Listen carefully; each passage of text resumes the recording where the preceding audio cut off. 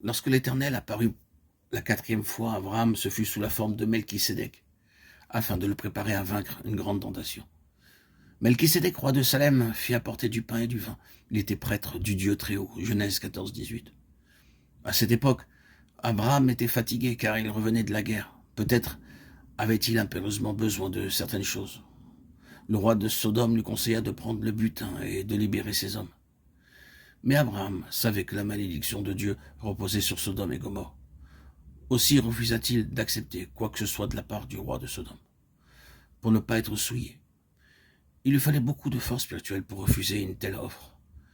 Dieu lui est donc apparu pour lui donner cette force. Et il lui a apporté du pain et du vin qui devaient lui permettre de vaincre la tentation. Chacun d'entre nous doit faire face tous les jours à de nombreuses tentations.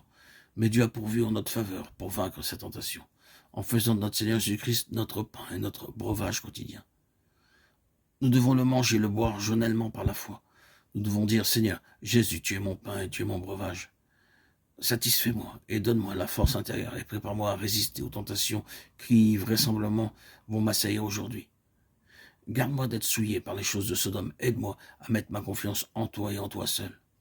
Aide-moi à regarder à toi seul dans tous mes besoins. Abraham refusa les biens, non à cause de sa propre richesse et du fait de n'avoir besoin de rien, mais parce qu'il dépendait entièrement et uniquement de Dieu pour tous ses besoins, jusqu'au lacet de chaussures. Il n'est pas nécessaire que nous nous adressions au roi de Sodome pour trouver de l'aide, car c'est de cette façon que beaucoup de croyants perdent leur foi. Lorsqu'ils veulent trouver un travail ou avoir un avancement, ils s'adressent à des gens du monde et emploient les méthodes du monde. Ils mettent leur confiance dans leurs oncles et leurs tantes pour obtenir l'argent nécessaire à leur mariage.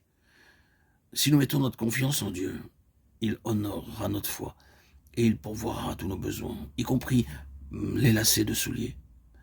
Abraham donna à Melchisédek la dîme de tout ce qu'il possédait, Genèse 14-20. Et il le fit pour témoigner qu'il avait vaincu l'ennemi avec l'aide de Dieu. Il rendait ainsi également témoignage au fait que ce même Dieu suppléerait à l'avenir à tous ses besoins. En donnant la dîme, nous montrons que nous recevons tout de lui. Nous donnons également la preuve de notre confiance dans le Seigneur. Cette confiance de pouvoir subvenir à tous nos besoins. Lui nous donne. Il donne et reprend. Quels que soient nos besoins, en donnant, nous disons par là au Seigneur que nous ne nous attendons point à quelques amis du monde ou quelques membres de notre parenté pour nous venir en aide, mais en lui seul. En toi, Seigneur, Jésus, j'ai confiance. En toi, je place ma confiance, Seigneur. Et cela est accompagné d'un acte qu'on appelle une offrande, une dîme. On redonne à Dieu ce qu'il nous a donné.